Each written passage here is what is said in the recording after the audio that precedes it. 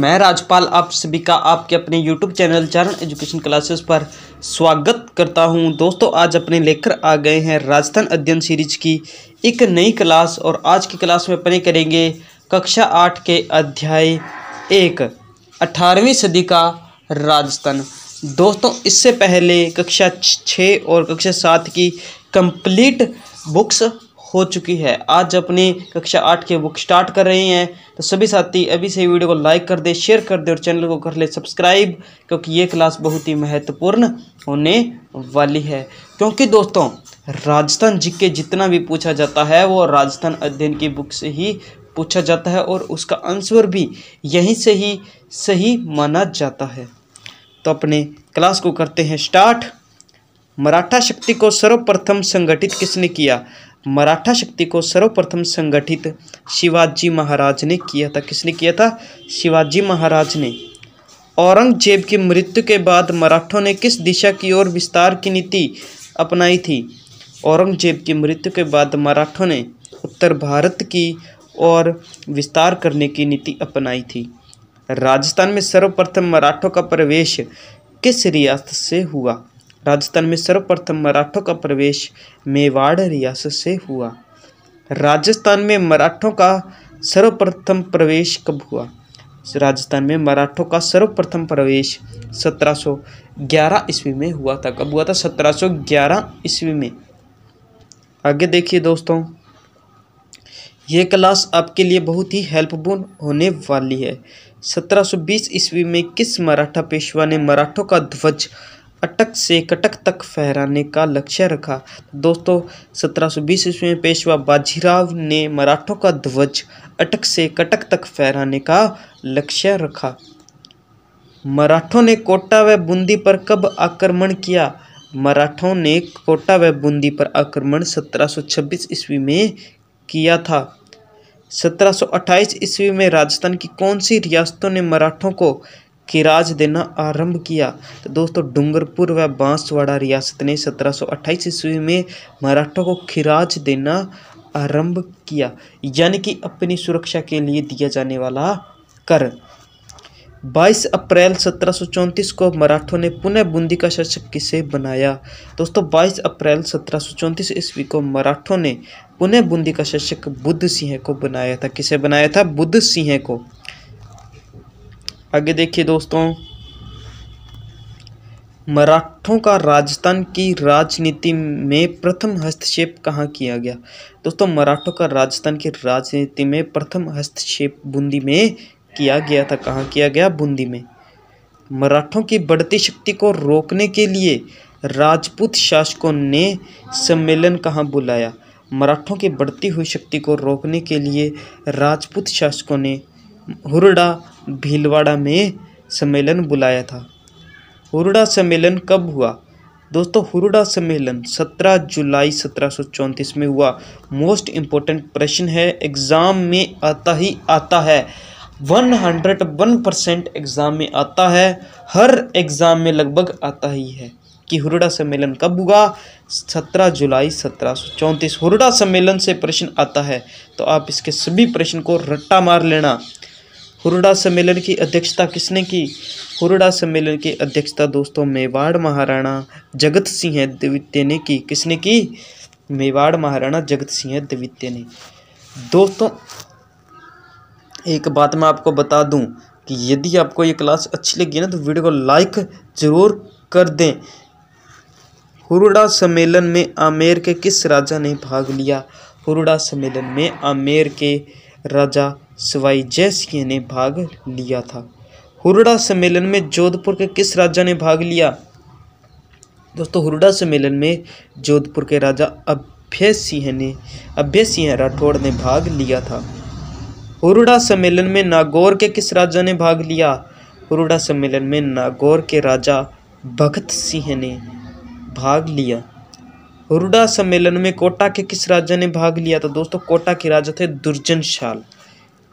हुरडा सम्मेलन में मराठों के विरुद्ध सभी राजपूत शासकों की सेना किस स्थान पर एकत्रित हुई? हुरडा सम्मेलन में मराठों के विरुद्ध सभी राजपूत शासकों की सेना रामपुरा गांव में एकत्रित हुई थी। कौन से गांव में? रामपुरा गांव में। किस राजा की उदासीनता व निर्णयों की अस्पष्टता ने मराठों के विरुद्ध बनाई नीति को असफल बनाया? तो दोस्तों सवाई जय सिंह की नीति ने सवाई जय सिंह की उदासीनता व निर्णयों की अस्पष्टता ने मराठों के विरुद्ध बनाई नीति को असफल बनाया था। पेशवा बाजीराव ने 1735 ईस्वी में अपनी किस माता को राजस्थान में तीर्थ यात्रा पर भेजा? तो दोस्तों पेशवा बाजीराव ने अपनी माता राधाबाई को 1735 ईस्वी में राजस्थान में तीर्थ यात्रा पर भेजा। महाराणा अमर सिंह द्वितीय की पुत्री चंद्रकंवरी का विवाह किसके साथ हुआ था? महाराणा अमर सिंह द्वितीय की पुत्री चंद्रकंवरी का विवाह सवाई जय सिंह के साथ हुआ था। सवाई जय सिंह के पुत्र माधो सिंह की माता कौन थी? सवाई जय सिंह के पुत्र माधो सिंह की माता चंद्रकंवरी थी। कौन थी? चंद्रकंवरी। आगे देखिए दोस्तों, माधो सिंह ने सवाई जय सिंह की मृत्यु के बाद किसको चुनौती दी? माधो सिंह ने सवाई जय सिंह की मृत्यु के बाद ईश्वरी सिंह को चुनौती दी थी। मराठा सरदार मल्हार राव होलकर ने किसका पक्ष लिया? माधो सिंह का। माधो सिंह का पक्ष किसने लिया था? मराठा सरदार मल्हार राव होलकर। मोस्ट इम्पोर्टेंट प्रश्न है, राजमहल का युद्ध व भंगरू का युद्ध किसके बीच हुआ? राजमहल और भंगरू का युद्ध दोस्तों ईश्वरी सिंह व माधो सिंह के मध्य में हुआ था। ईश्वरी ने अपने किस सेनापति की कुटिलता के कारण आत्महत्या करनी पड़ी थी? ईश्वरी सिंह ने दोस्तों आत्महत्या कर ली थी। क्यों की थी? उसका एक सेनापति था हरगोविंद नटाणी, उसने उसके साथ चालाकी की, कूटनीति अपनाई, तो ईश्वरी सिंह ने आत्महत्या कर ली थी। आगे बात करते हैं दोस्तों, मराठों के सहयोग से ईश्वरी सिंह की मृत्यु के बाद जयपुर का शासक कौन बना? मराठों के सहयोग से दोस्तों ईश्वरी सिंह की मृत्यु के बाद माधो सिंह प्रथम शासक बना था। मराठों के हस्तक्षेप के कारण जोधपुर रियासत में किसके मध्य उत्तराधिकारी संघर्ष हुआ? तो मराठों के हस्तक्षेप के कारण जोधपुर रियासत में दोस्तों राम सिंह और बख्त सिंह के मध्य उत्तराधिकारी संघर्ष हुआ था। मराठों के हस्तक्षेप के कारण जोधपुर का आधा राज्य किसको प्राप्त हुआ? दोस्तों राम सिंह को। किसको? राम सिंह को। महाराणा राज सिंह द्वितीय की मृत्यु के बाद मेवाड़ की गद्दी पर कौन बैठा? महाराणा राज सिंह द्वितीय की मृत्यु के बाद हरि सिंह मेवाड़ की गद्दी पर बैठा था। दोस्तों यदि आपको इस क्लास के दोबारा रिवाइज करनी है तो आपको इस क्लास की PDF टेलीग्राम चैनल पर उपलब्ध करवा दी जाएगी। हमारा टेलीग्राम चैनल चरण एजुकेशन क्लासेस है, आप सर्च करके भी ज्वाइन कर सकते हैं, नहीं तो आपको डिस्क्रिप्शन में लिंक दे दी जाएगा, आप वहां पर जाकर ज्वाइन कर लेना। राजपूत शासकों से अंग्रेजों ने कब संधियां करनी शुरू की? राजपूत शासकों से दोस्तों अंग्रेजों ने 1817 ईस्वी से 1818 ईस्वी में संधियां करनी शुरू की थी। राजस्थान की किस रियासत ने सर्वप्रथम अंग्रेजों से संधि की? दोस्तों राजस्थान की सबसे पहले भरतपुर रियासत ने 1803 ईस्वी में अंग्रेजों से संधि की थी। किस रियासत को छोड़कर राजस्थान की रियासतों ने 1818 ईस्वी तक अंग्रेजों से संधि कर ली थी? तो दोस्तों सिरोही रियासत को छोड़कर बाकी सभी रियासतों ने 1818 ईस्वी तक अंग्रेजों से संधि कर ली थी। किस रियासत के विरोध के कारण 1818 ईस्वी में सिरोही से अंग्रेजों से संधि नहीं हो पाई? तो दोस्तों जोधपुर रियासत के कारण सिरोही से संधि नहीं हो पाई थी अंग्रेजों की। आगे देखिए दोस्तों, सिरोही रियासत ने अंग्रेजों से संधि कब की? दोस्तों सिरोही रियासत ने अंग्रेजों से संधि 1823 ईस्वी में शिव सिंह के शासनकाल में की थी। अहदनामा क्या है? दोस्तों अहदनामा इकरारनामा या समझौता पत्र है। क्या है? इकरारनामा या समझौता पत्र।